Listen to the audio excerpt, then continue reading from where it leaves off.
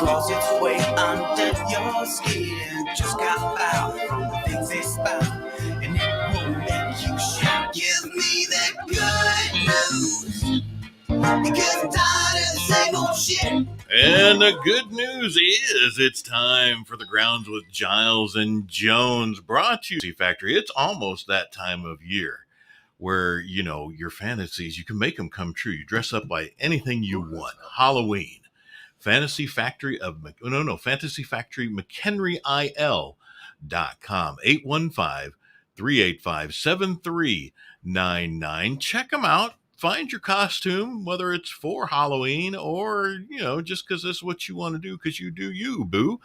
And we're ready to go, ready to roll, gentlemen. Good morning. Let's find Mr. Giles as well. It's all about me. There you go. Good morning, man. How you doing? Good morning, everybody. Happy Friday.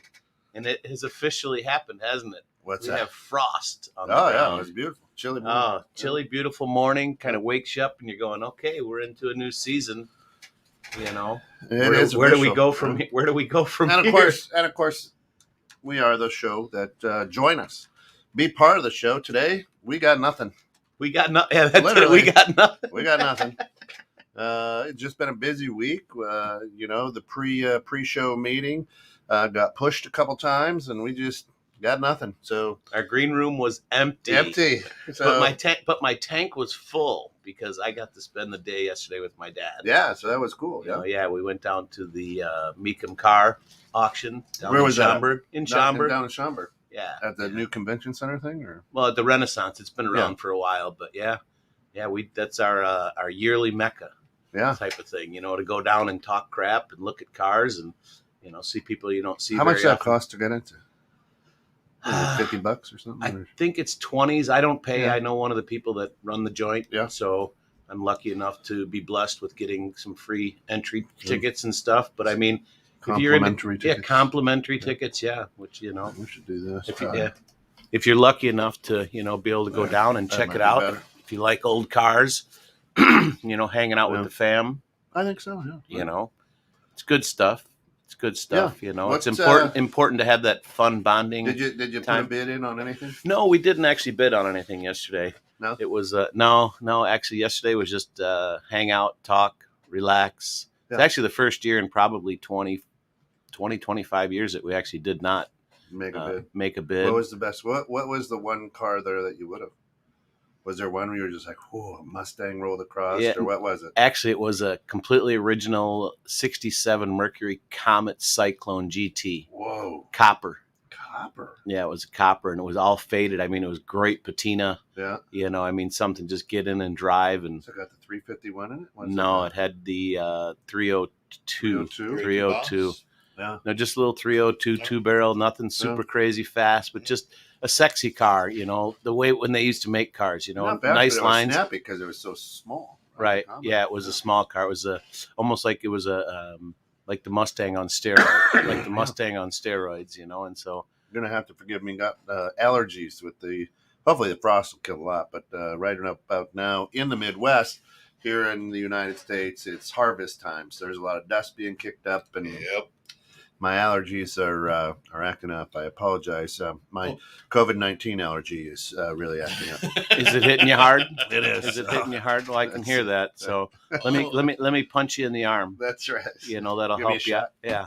Boom, right in the arm. You'll be good to go. And they finally got the heat working in here the other day, and it was super dry.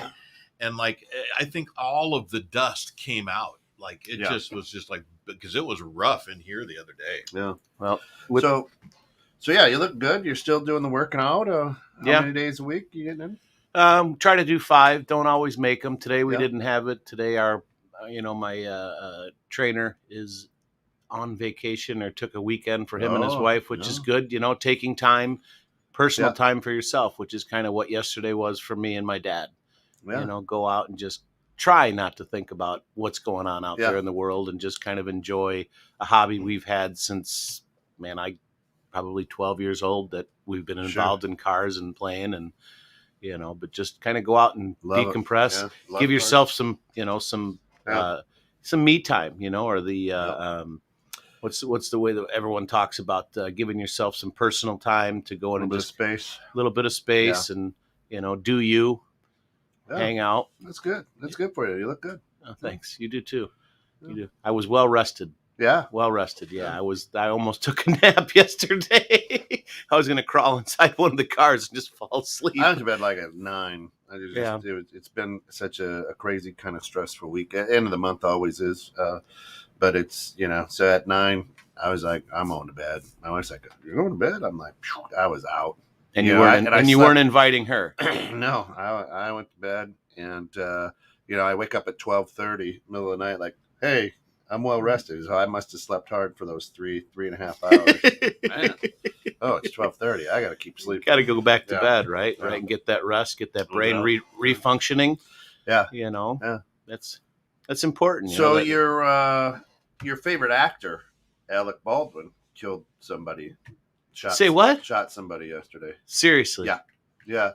He's not really my favorite actor, but So he's making a movie called Rust, RUST, down in New Mexico. Oh, some of these old cars had rust. And the pop gun or the stage gun wasn't a stage gun? I guess not. He pointed it at the director or something, or a stagehand or whatever, and pulled the trigger, and a real bullet came out, killed one, and wounded another. Holy cow. I guess air quotes. Yeah, I guess this is why I don't watch the news. How does that happen? Pete, you're a gun guy. How does a fake gun, a pop gun they called it, discharge a real bullet? Because it's not a fake gun. It's a fully functional gun, and they usually put blanks in those. And someone threw a real bullet in it. Whoever the prop master was should probably be talking to the cops right now. And I'm sure someone did not check the chamber. Someone didn't do a clear test before it was to be used. So, there are a couple of people probably at fault. And, why on earth did someone throw a real bullet in there? So it's a fully functioning gun. It's got a firing pin. You put a bullet in it.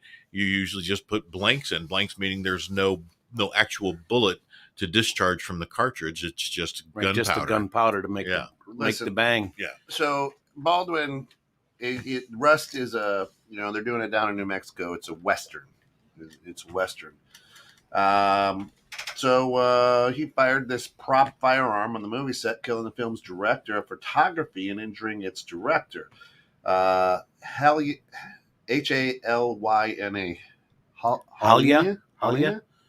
Halyna Hutchins, 42, was killed, and Joel Swayza, 48, was injured. Circumstances, of course, are being investigated.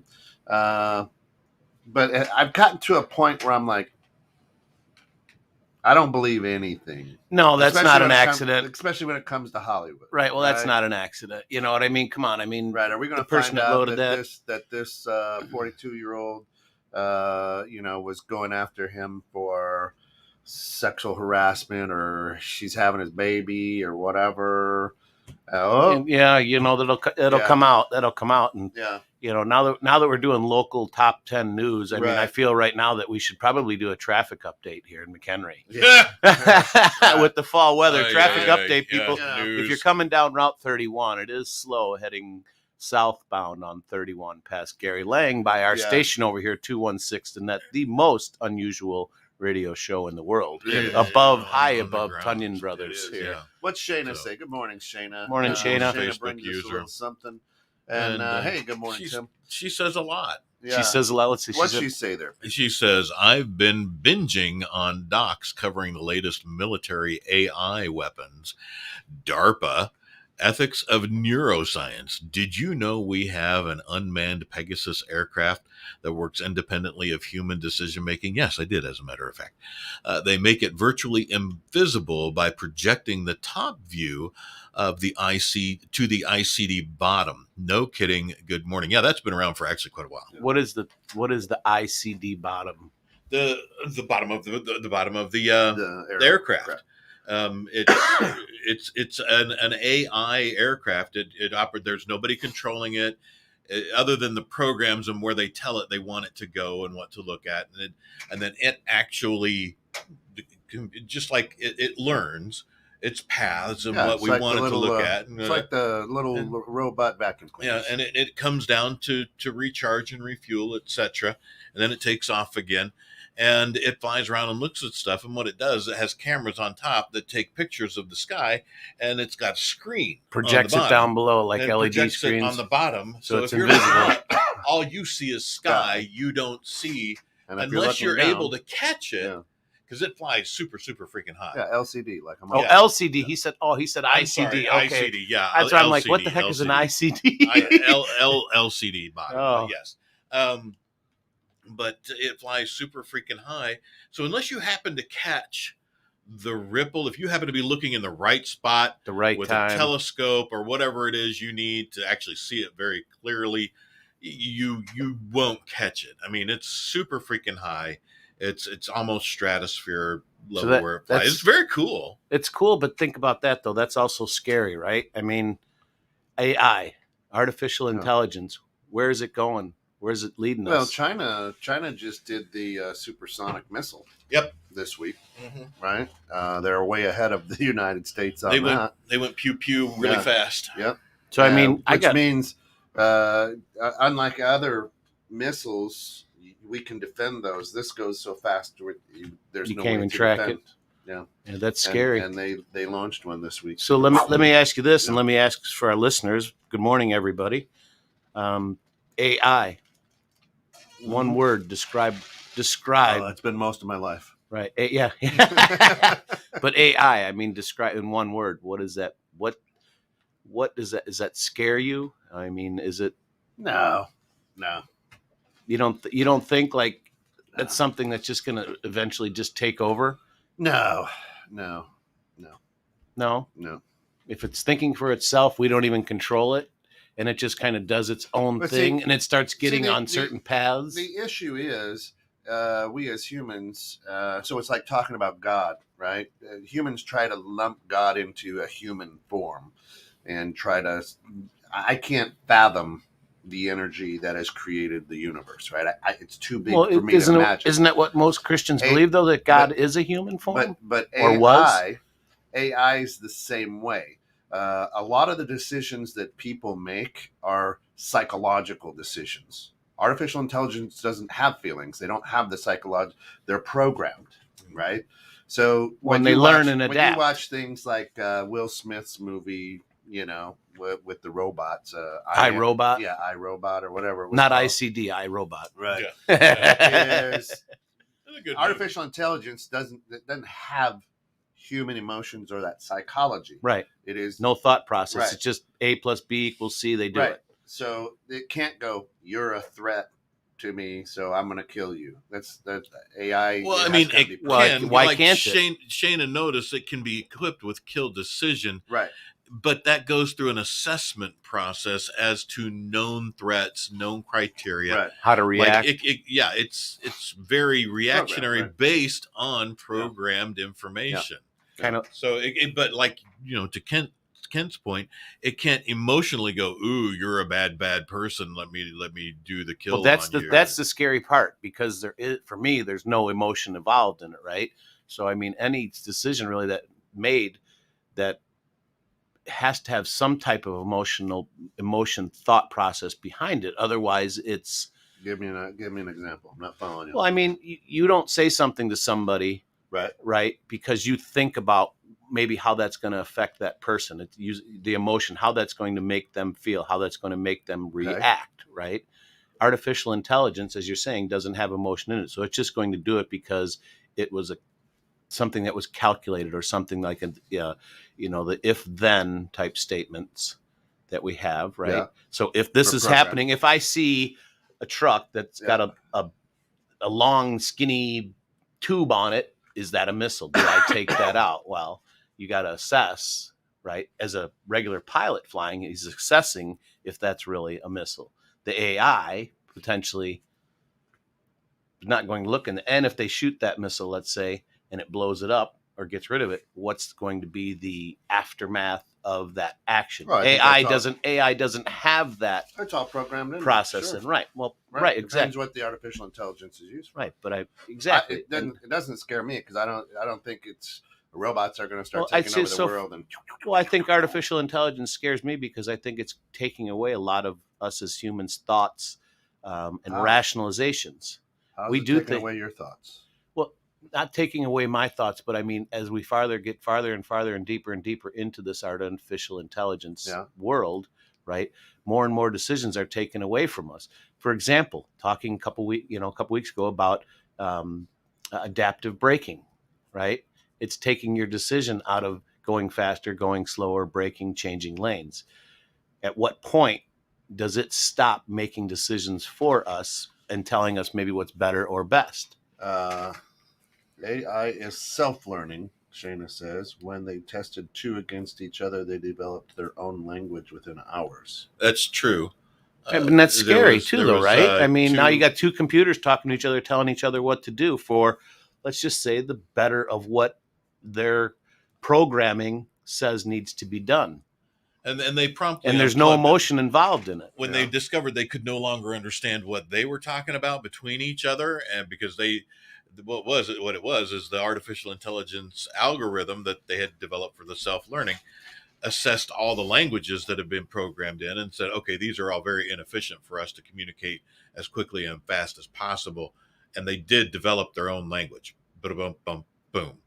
So that's true. That did happen. And they said, oh, well, we can't have this. Boink. And they unplugged it.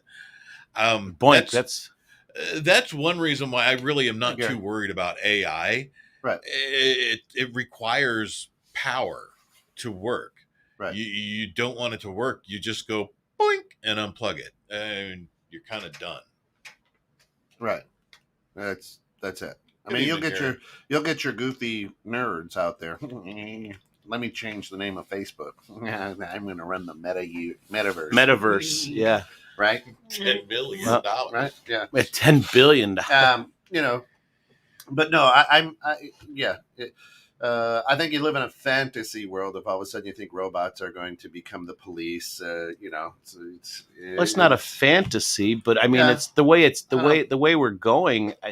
I think it's a natural. I think it's a natural progression. The way that things are going, and the way that I don't think it's and the way that America is allowing these things to happen. There's some very cool robots that are out there. Right There's now amazing robots out there. That you can, they're almost like, they remind me of the Weeble Wobbles, although they're not shaped that way. Yeah, but they don't you can knock them down. They can get back up. They can run around. They can, and they have some parkour. that are I've like seen parkour. Yeah, it's really very cool. Some are like, they're shaped like a dog. And I remember when Honda came out with the first robot that actually did all that stuff. Do you remember that robot Honda came out with a couple years ago? And they were so excited. It took one Asimo or something. Yeah, like Asimo. Yeah. We're kind of. I would like to know what that means.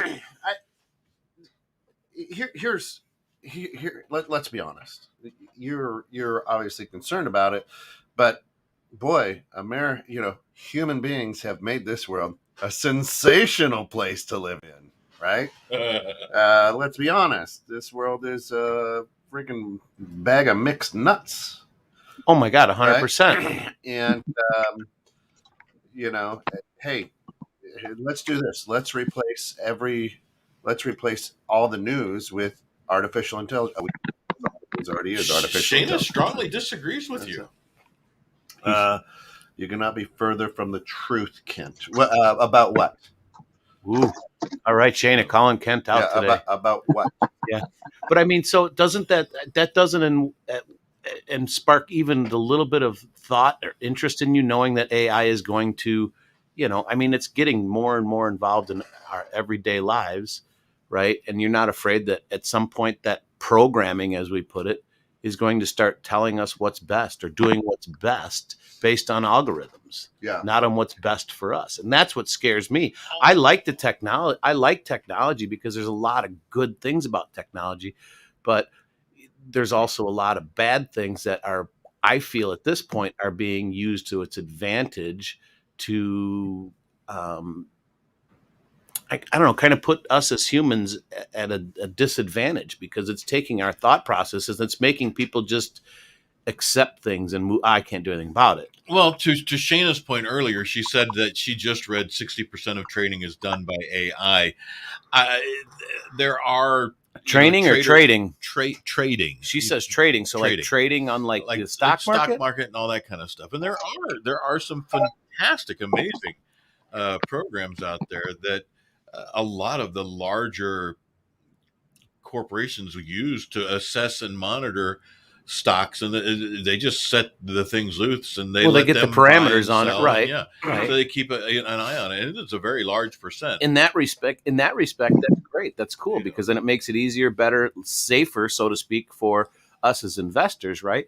But that can take a double turn too, right? I mean, if it's making decisions based on algorithms that we're really not paying attention to, it could change things quickly for us that we can't control. And that's, for me, what scares me, is that AI will get to the point where it's uncontrollable. Good morning, Gary. So good morning. A couple things, and Shayna, absolutely love Shayna. Still haven't met her, Shayna. You have that open invitation to come in here. Thank you for learning from social media, YouTube.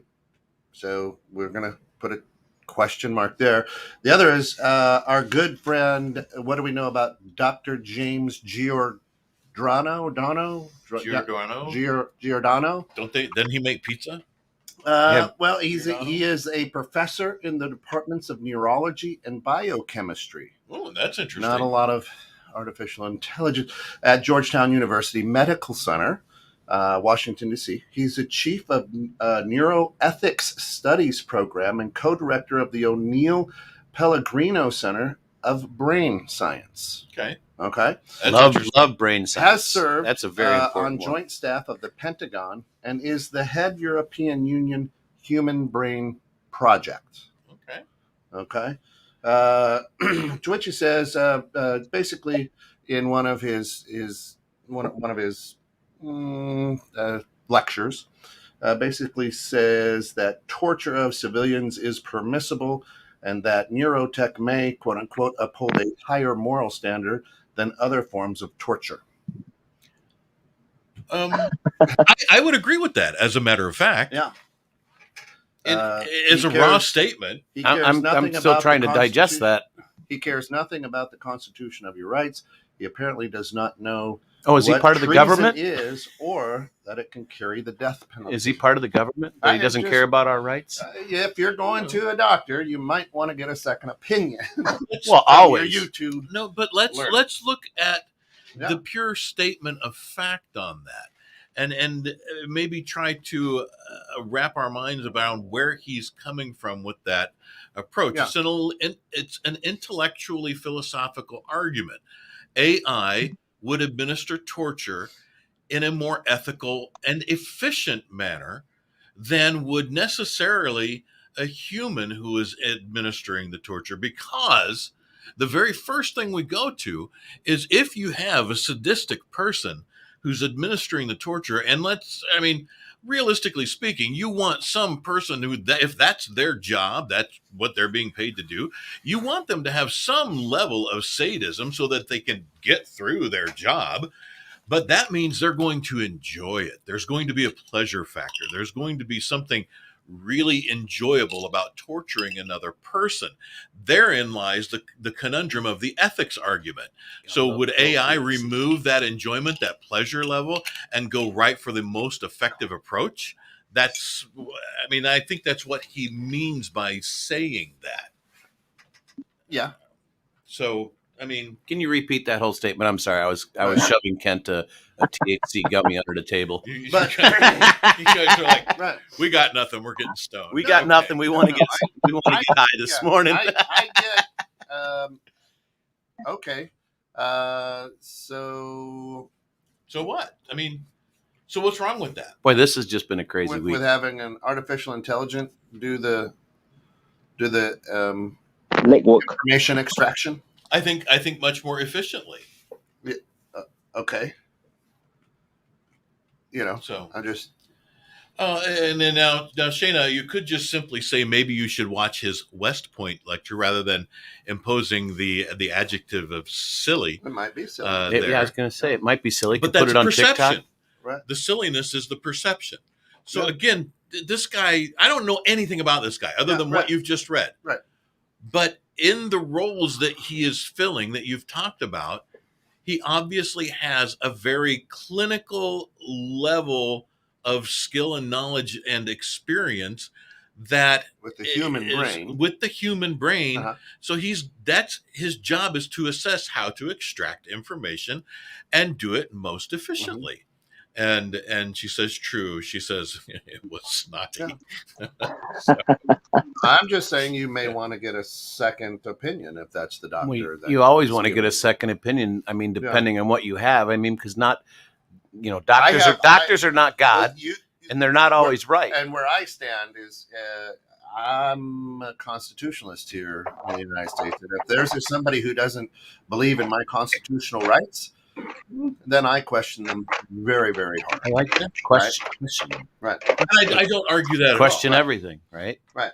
So when you say that with the doctor, you want a second opinion. Here's the other thing that I'm very, very tired of in America is with somebody like this, and I'll do some more research on the good doctor here, but this is where most Americans will go.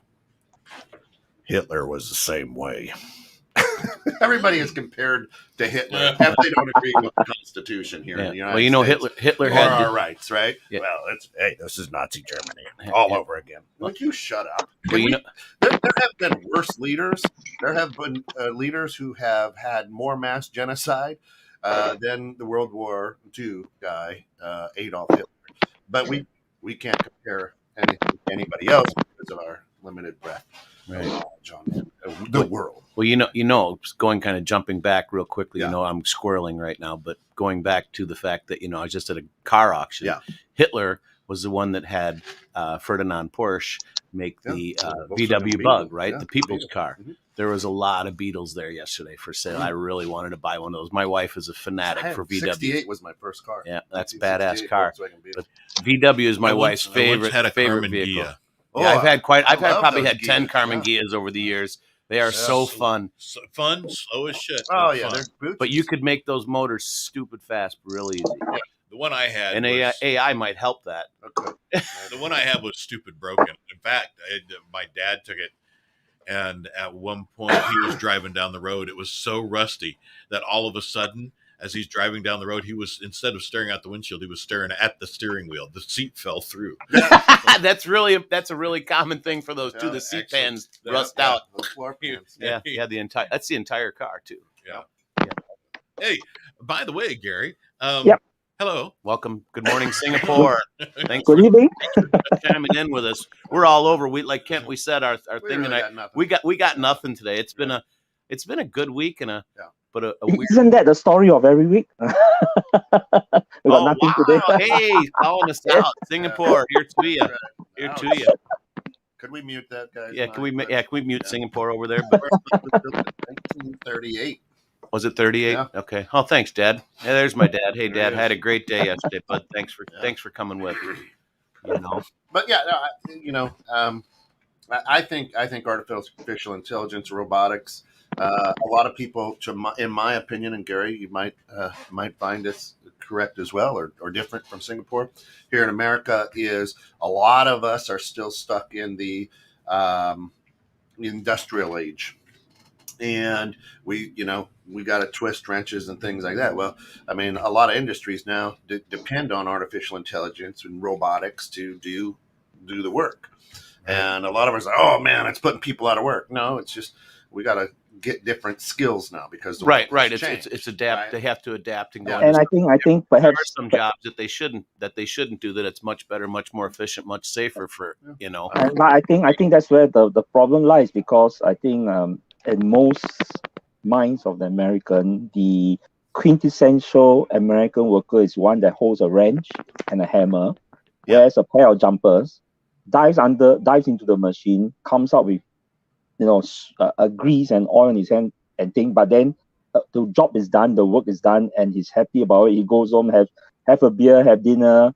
plays with the kids, and that I think is the quintessential Americana culture or icon. So I think when technology comes in, you are right. It's not to. In some cases, it's replaced, but in most cases, it's just to make the donkey work, the day-to-day routine easier on the human. But then most people will then look at it and say, well, there goes the icon. I mean, it's like, so what are we going to do now? Are we going to now hold a pen and tablet instead of a hammer or a wrench, So therefore, I think that's the resistance, particularly from small towns or small cities where the quintessential blue collar worker is the icon of that town or thing. And then when all this, as they call it, this newfangled technology comes in, it's like, yeah, there's a resistance. There will be a natural human resistance to that.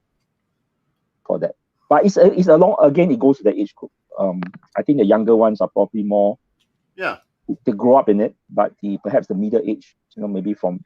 Well, I think AI is tougher for people of my age group in their 50s, right? It's hard for you to understand it. It's not hard to understand. It's hard to accept it, incorporate it into my daily life because I think Scott hits the point. Yes. Yeah. Correct. Like for me, I'm a hands-on guy. I always have been. I have not been. I have a learning disability. So for me to learn, as a general rule, I have to do or watch it being done. Reading is getting much better for me, but it's harder for me to do that. So I'm a hands-on guy, hammer, nail, screw. But AI has been part of your life for most of your life, but not as prevalent to the point now. Not as prevalent to the point now. I mean, there's so many things that the computer can do for me that I had to do for myself before. I would say that my brain. Yeah. So I mean, my brain has to adjust to that, right? And realize that can do it for me and might be more efficient for me, but it's hard to let go and accept that change, right? So that's where AI scares me, because I think it's going to take a lot of people from actually being able to think for themselves, right? I think it's something that's going to allow people to not get lazier per se, but now people aren't going to have to think as much for themselves, and it's not going to have an emotional involvement. And that is, I mean, part of where we're at these days is there is a lot less emotional involvement in people's decisions because of computers and all this technology that they're allowing to take over. I love the fact that you disagree with me. And why do you disagree with me? Well, lay it out there. What were you going to say? Call me out. I love it. Gary, go ahead. Well, I think Scott did raise out a good point. So, Ken, you're right. AI has been part of our life for the last 40, 50 years, from its rudimentary beginnings to the current state of AI. But I think in Scott's case, it's right. Even though he has been using AI, but it has not been, in the past, it has not been in that in-your-face sort of status. So, it's quietly working in the background. Things are working in the background, but most of the decisions and actions are still taken by us to make a final decision. But there's, of course, some decision making that's happening in the background through AI. But I think, of course, with modern technology, AI has assumed a very obvious role. But I think therein lies the part of the equation. I think Scott, you were mentioning that making decisions and taking emotion out of it. But that's actually the whole purpose of AI. At its very simplest level, AI is just to take over the mundane, day-to-day, non-changing tasks, and then it's up to the humans to make the higher level decisions. So actually, the humans are making the decisions, still have to make decisions, but they have to make it at a higher level. And that is where most people have resistance, because the skill set to make that higher level decision is a challenge based on the age group, based on a demography of the country. So then they will view it that the AI is actually, taking over my jobs. But not really. You're actually being pushed to a higher level, but then not everybody can reach that higher level of decision making, because it involves education, it involves environment, it involves industry. And if you're of a certain age group, you might go this, what you might call it, forget it. I'm not going to waste my time doing it. Therefore that part creates the digital divide between the young and the old, as we see today in all forms of media, or technology. I think the young and the old are easy. It's the people in the middle who have a problem with it. Because I know a lot of 80-year-olds who are smarter with technology than I am. Sure. Yes. Yeah. I mean, it's same in Singapore. I know are smarter than I am. So I think everybody's smarter than me. It's the people stuck in the middle, right? But here's my point to your point, and why I disagree is, number one, you no longer get in your car and roll the dial or punch the button manually to find a radio station. You hit scan, and artificial intelligence goes boop. There's a radio station. Speak for yourself. I still twist the dial. I did this morning trying to find good news on the radio. You got programmed sets in there, right? So you just pop in. The other is, hey, Mr. Coffee, since the 80s, you can now program it to start brewing at 8 o'clock. See, now that is good. Coffee and you're right. Right. That's artificial intelligence. It's programmed. It's things that, right. That's something that helps. That's what artificial intelligence is designed. Is that considered artificial intelligence? Sure. Yes, because AI, it is AI. It doesn't think for itself. You program it. You say 8 o'clock. Start brewing me some Joe. Yes, correct. But it's a clock. No. AI is artificial. It doesn't think for itself. You have to tell it what to think. That's no. Here, let Gary go. Go, Gary. AI is not a fancy things that have to be put into a fancy box like a smartphone thing. No, at its very, very, very core, AI is just a series of actions that are performed according to a set parameter. That's all. That's the very basic definition of AI. So it doesn't matter how it's presented. So if we talk about a coffee maker, when you set the timer, you're setting a parameter that at this time, close the circuit and run the program and generate whatever needs to be done. So that is actually AI. So AI, as I mentioned earlier, the job of AI is to perform the mundane, rudimentary work, basic work that we humans may not want to perform because it takes a lot of time on us and we could be doing something else at a higher level. So that's essentially what AI is about. It's just parameters and rules. So if the AI doesn't breach the parameters, it is within the scope of what it's meant to do. The chance of AI going rogue, like Terminator, Skynet, going rogue and starting to build its own neural networks, that is actually is still very much in the realm of science fiction, because no matter how, at the end of the day, as Pete earlier said, it's still powered by power, and then there's a set of parameters. It's just that modern AI, the set of parameters gets bigger and wider, and we think that the AI is making much more smarter decisions, but actually they're still following set parameters and definitions. So at its basic core, that's actually what AI is about. It's just a set parameter, be it a mechanical parameter, a timer switch, a resistor closing a circuit. It's still called artificial intelligence because it's artificial.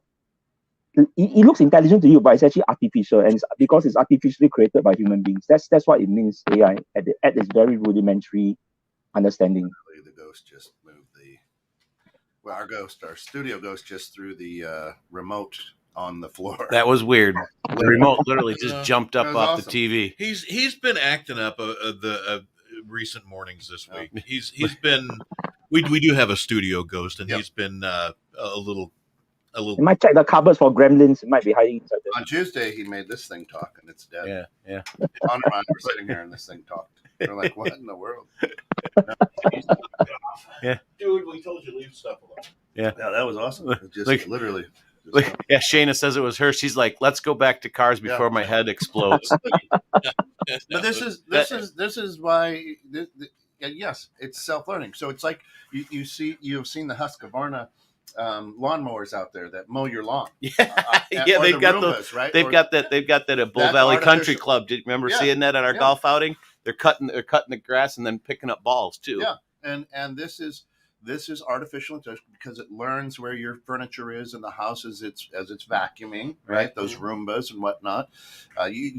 It's self-learning to Shayna's point. doesn't mean that it's self-learning to eliminate human beings. It's self-learning, but it's not self-aware. In some Right, ways, it's there. eliminating. That's perfect. Right. Self-learning, but not self-aware. Yeah, because in order to be on the same level as a human organism, it needs to be self-aware. But that is no actually emotion. No. Self-aware means it's aware that it is a living thing. But unfortunately, that doesn't work with computer with technology at that level. So, self-awareness is a necessary requirement so that it becomes aware of its identity as a living thing, and then it will react to be the same as human beings. So that's unfortunately still in the realm of Arthur C. Clarke and the science fiction things, and that was the difference between a cyborg and a robot. A robot is just a robot. A cyborg is one with self-awareness. And that was the definition that Arthur C. Clarke made that many years ago. We have not reached that stage yet. It's highly practically impossible to reach that stage. It's not really possible. Well, you need to address at that point. Then you have to address quantum physics, quantum mechanics, and quantum computing, and we just simply aren't there yet. And listen, well, we need alien technology for that. We need We need ET to come and visit us again. Yeah. The black stormtroopers, the dark stormtroopers, the dark troopers. Yes, the dark troopers. Mm-hmm. They got taken out by a human being. So what do you have to worry about? Okay?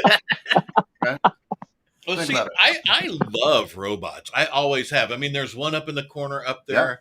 Yeah. That's not really an old. I wish I still have my old ones. Remember when that was the thing? The thing moved by itself. That was the greatest thing. Yeah, I absolutely love robots, and if we ever get invaded by Cylons, those are hilarious. Oh my God! I remember when that first on Battlestar Galactica. The Cylons G-Buck. G-Buck, Rogers, Twiggy. I mean, what? You could have the Daleks. 80s. The Daleks. Oh, the Daleks cracked me up.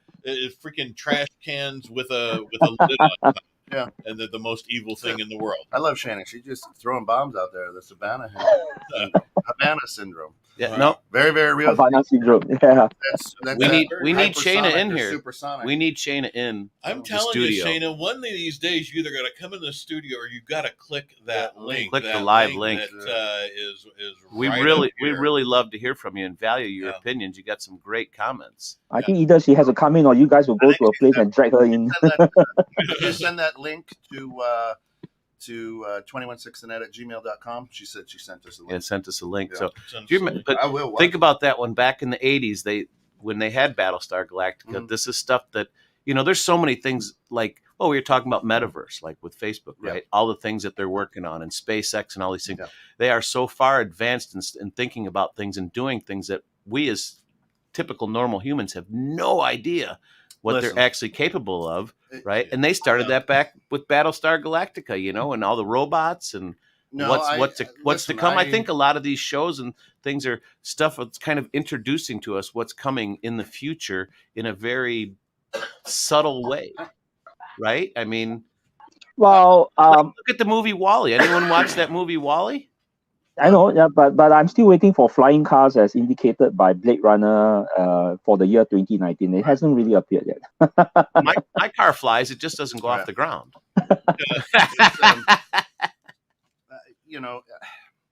Our robots, artificial intelligence. Happy birthday to you! No! Don't you dare! Oh, I got to pay for that, don't I? Yeah. We didn't get it out. Welcome to the day you came to second fair use on that. Let me just point out. Okay, sorry, can't do that. But hey, Shayna, you say it's your birthday. You say it's your birthday. It's my birthday too. But hey, congratulations on the day that you were brought into this crazy fun world. Old. That's fantastic. 29 years old. 29 years young. Oh, and there's my wife chiming in. Happy birthday. Happy birthday. Thank you, Deidre, my birthday's in July. What's your thought on AI there, Deidre? So, she says I married it. I am. Wait a minute. Hey, I'll take the artificial thing, but I'm not intelligent. Come on, you guys. You haven't figured out there yet in our viewership that I am just a very normal individual that loves to work hard, and I try to learn from everyone else, and that's why I stick my foot in my mouth nonstop on the show, and you guys kind of put me back in my place a lot of times and make me think differently, and I love that because I'm an off-the-cuff type of guy. right? I mean, listen, I learned by doing or getting slapped in the face. it's not the future for so much. She says skunk works. isn't. She knows her defense. She knows her defense terminology. Skunk works. Yeah. Yeah, I don't know what skunk works is. Lockheed Skunk Works, the guys behind the secret program of the Blackbirds, the U2. So the Lockheed division that does all these advanced defense projects is known as Skunk Works. Yeah. Yeah. Okay. It's really freaking awesome. I understand Tracy though. Yeah. Bob just chimed in and said Dick Tracy introduced the first wristwatch digital that used as a communication device back in the 50s. Mm-hmm. I never really watched now Dick Tracy. Now people are walking around. They all got them. Tapping their wrists. They call them smartwatches. Now, the smartwatch, that's an oxymoron. Which just goes to prove, Bob, that time travel does exist. You can call him Dad. You don't need to call him Bob. Pops. No, that's me. Time travel does exist. And, I think so. I time travel every time I take a gummy. And the guy who created Dick Tracy was right from the city. Yeah. Was he really? Yeah. Woodstock. Yeah. Oh, wow. Actually, he lived in Blue Valley. Yeah. Wait, the cartoon guy? Yeah. He lives out in Vail, Colorado. He's dead now. Well, he did, because I met his daughter when we were out skiing 2 years ago, and she used to do all of it, help him with his the sketches and everything. Yeah. He would come up with and this is like crazy, and this is stuff I forget. Yeah, we met her. Valley. Yeah, we met her skiing, and because she had something on that I believe it said McHenry or something like that, and we started talking, and this was his daughter, and she did all of his stuff. So I mean, there's a lot of proof that's starting to come out about time travel and predictions and things like that, right? And that wristwatch, oh man, Dick Tracy. Well, 80% of the world now has it on. Well, there. I mean, you got a smartwatch. We've got over there in Singapore. Freaking the little pads and tablets that they were running around on Star Trek with, and the little communicators. And communicators, yeah. Right, that's what I'm saying. A lot of these things are things. The shirt pin where you just go, what are you doing? And you just go doink. Well, that's what I'm saying. If you look at a lot of these older shows, they're subtly giving us hints of what's coming up in the future, right? It's been, it's been with us, but it hasn't been as prevalent. Traveler from 2021, 2022. Who went back and said, "Hey, man, you need to give this private detective a wristwatch that talks. Trust me, it's coming." Right? Yeah. I remember flat out dismissing someone for saying that my cell could record me even when off. Feel kind of bad now. Yeah. Just because the power button's off doesn't mean the system's not off. Your smart TVs, everything. Right. But here's what I'll also say about artificial intelligence is this: it's all marketing. It's all used for marketing to get you to buy stuff. You always have to follow the money. Why on God's green earth would somebody create an artificial intelligence to wipe out humans? Think about it. There goes your money. Well, no, it's not to wipe out. It's not to wipe out humans. It's to actually learn how to control them, because they're controlling your buying decisions, right? Everybody is marketing. The government. Well, that's the what world that's has done that to human beings. Right. Well, that is the whole quintessential idea behind marketing. It's marketing something to sway you to want to influence your buying decisions. Artificial, but right. So artificial. Scared of them. Well, but artificial intelligence is taking it to a whole nother level, because now it's digging into your subconscious mind. No, they can't. You're the only one who can dig into. If you have enough things, a robot's not going to be able to go. Oh, I see that you're having a fantasy right now. Why do they call TV programming? They're television. It's TV programming. It's programming for things that you want to see and how they can guide you and lead you and maybe change you. That is a good conspiracy, yes. But programming is it? There is a remarkable amount of psychology employed and used within the marketing process. Silly amounts.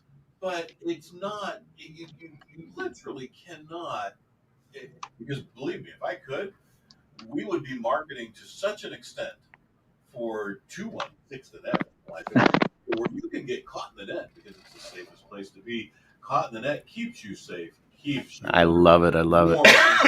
Right here, 216thenet.com. Real life internet radio. You're watching The Grounds with Giles Jones and Gary from Singapore, and all the people here right online. And now, we would be dripping in money if I could truly influence and convince everyone that they need to advertise and sponsor every show, every moment on 216 The Net, there would be just we would have stacks upon stacks upon stacks. I think our challenge is we just need every one of our 5.2 million 5.3 million listeners out there to just send us $1. Send us $1. That would be nice. That's the chat. The 216. Let's do the works. 216 The Net challenge. Send us $1. Everybody send us, and $1. we will donate 25%. Everything sent to us. Says the man who to a charity. own this company. Well, give me time. Give me time, guys. Come on now. Accounting at 216thenet.com. That's our PayPal email. So you can PayPal $1 to accounting at 216thenet. And think about all the good we could do if we could get those even half of those people to donate some money. We could do something really fun and really crazy with that money to help. But you go back, they're called television programs because they were set at certain times. That was the program. Not that they're trying to program your mind. But but in essence, they are. Yes, the Beverly Hillbillies and Gilligan's Island made me learn how to make a coconut cream pie out of coconuts. How to make a hut and survive on an island. And that I could actually fall into quicksand and not get swallowed up by the headhunters on an island. Oh, that was a great great episode. That was a great episode. You start talking about this stuff, and now I see myself sitting back in my childhood home watching this stuff. Mom and Dad saying, "Go outside." And I now call everybody's in-ground pool a cement pond. Cement pond, baby. I was programmed on the Beverly There you go. Hillbillies. See. Cement pond. See it. Perfect example right there. Yeah, you didn't watch Happy Days and walk around wanting to ride a motorcycle. Hey, I love the fonts. Pinky Tuscadero. That's it. Didn't that make you want to be a hipster? Oh my God! Yeah, it made me want to be a Jewish motorcycle rider. Italian. Wait, Jones is Jewish? No, but Arthur Fonzarelli was. No, that's my wife. That's my wife's favorite. Henry. That's my wife's favorite guy. She loves him. Yeah. We go up to Milwaukee. They've got a statue of him right there on the river. He is one of the most delightful, genuine. Henry, yeah, he's he funny. Yeah, it's weird to say, but the thought that comes to my mind, and he's just adorable, which is weird to say about another. I was gonna say Pete's saying the dude's adorable. Hey, what? You can't say that on Felice. Yeah, Sprockets from the Jetsons, right? Yeah.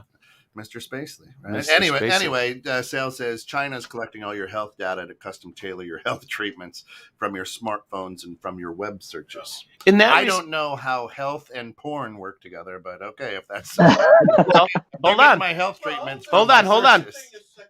Absolutely. Hold on. Now, Kent just hit on a huge one there. So think about that one. So actual sexual health is absolutely a huge thing because it is a biological need. That your body is made to do. That's artificial intelligence. No, there's something artificial more about it, but it is a way to release and survive, right? And to make your body function. Yeah, in today's episode. Fantasy Factory. Romantic boutique, where fantasy becomes reality. And with fantasy, think about that one. Fantasy. Halloween we got coming up. Hey, dress up like a giant dildo. Stop down at Fantasy Factory. We got all kinds of costumes. But Can I say that on the air? Yeah. But I just want to throw a quick shout out there too for Reese's. So at Reese's, we're doing a fundraiser and a dog adoption on October 30th. It's called the Trunk or Treat with Reese's. Yeah.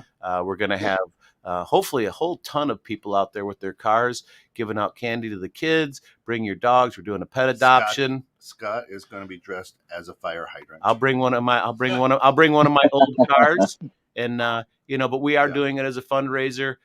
We obviously want the kids to come out, have some fun. We're going to have some food trucks, some music, no liquor. We couldn't get that squared away, but October 30th, 1 to 4:30 at Reese's at 1313 Riverside Drive. We're doing it actually in the alley behind the store. And we may be showcasing a little bit of our new edition that I've been working so diligently on. because we are growing over there. So thank you to everybody out there that does patronize our store.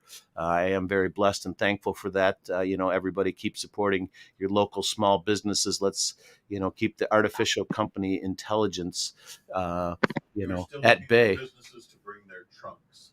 We are still are looking for businesses. If you guys want to come and advertise, give out. You mean they're candy. underbritches? Yeah, they're underbritches. Yeah, we've done it. We've done it a few times over the years, and it's just a great thing. I mean, it gives the kids a chance to go out with mom, dad, meet some local businesses, and for this one, we're going to be obviously getting dogs and no cats. We haven't had any real cats, but come on out, get them adopted. And do your fantasy. Dress up. There's a shortage of cats because of all the breakdowns, and there's a shortage of cats. There's no semis to get them. There's no sem. Yeah. We got about 5.5 minutes left, and Shannon says AI has you there too. Sex bots. Sex. Oh my God. Oh no, they're called fembots. Fembots. That was from their jumblies. Yeah.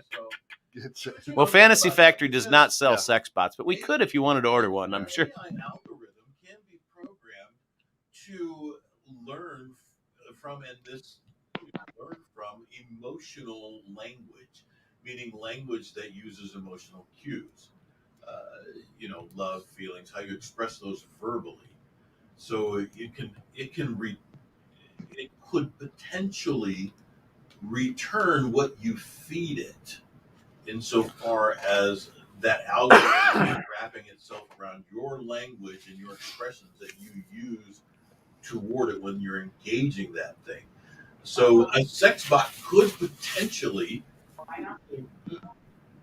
be like someone you'd have a relationship with, although you've created that. Where you're setting all the parameters for it, right? Yeah. Yes, your words are the parameters for it to move on to the next branch of the algorithm. Yeah, y'all need to stop taking mushrooms and all this. But it's not going to be. But that doll is not going to be self-aware of you at all. Thank you. Thank you. It will feed Right. you what you feed it. Yeah, but it's not going to be self-aware. It's like, oh, I'm sorry, you need a tissue. You're dripping it somewhere. Logically, there are many people, because they had, what was that movie with the little fellow with the hair lip? Fantasy Island? No, he fell in love with his phone or Siri or something. But then there was another one, psychologically too, where a fellow brought a sex doll in. Okay, and but he created a relationship with that as well. So you're basing your argument on No, I'm not arguing. I'm just saying. on fiction. Is it fiction? No. Those are fiction examples. Right. But a person could. We definitely got nothing here this week. Truly. Argument with that bot. Right. Remove the gummy from Pete's reach. Remove the gummies from Pete's reach. I really like this show. We got nothing. This is what it's about. This is how our human mind works, right? It's Trump's fault. It's just another episode of Seinfeld. It's all about nothing. It's all about nothing, but it's all about real. It's all about reality and what we are. Oh, there we go. That's a politically motivated statement. My bad. We love it, Shayna. Shayna, we had nothing, and we carried this nothing for an entire hour. So. Right. It was brilliant timing. Thank you. Matter of fact, we should hire her as a writer for our show. There you go. Obviously, the ones we have don't work. Yeah, I know. We're going to have to have a conversation with the show writers. That's right. We're going to have to make the green room really bright. Bunch of old guys talking about inflatable dolls. Yeah, they're kind of rubbery and lifelike. They're not inflatable anymore, so maybe you need to start shopping at a different store. Yeah, right. I hear they're puncture proof. In certain areas. That's right. That is, and that's the beauty of it. That's the art. I mean, thank you to Shayna. But if you've just tuned in for the last hour, you have just experienced artificial intelligence, and you might feel a little bit dumber, and we apologize on that one. Yeah. But right. if you laughed once or twice, then you're good. My initial statement: I am scared of artificial intelligence. See, there you go.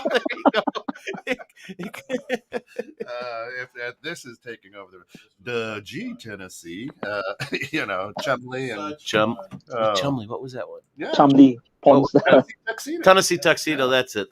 Yeah. Pawn Stars. Oh my gosh, that's gonna do. That's gotta already- wrap us up. Of course, folks. Thanks for getting caught in the net with us this morning. That's what the Grounds is all about. Absolutely nothing and everything, all put together. Right. Just We can't thank you enough for tuning in this morning, having a cup of coffee with us. Come back at 9 for Bridging Civil Tension. 10 a.m. is Success Journey Podcast. At 12 p.m. is going to be the Bare Facts on Guns, a replay of the Bare Facts on Guns. 1 p.m. The Neighborhood Pulse. 3 o'clock is In the Know with Steph and Joe. So come back. We got a loaded day. It's going to be a good day to hang out at 21.6 Net. Everybody, stay warm, stay healthy. Yes. Remember, if you need artificial intelligence, tune in with 21.6 Net. yeah.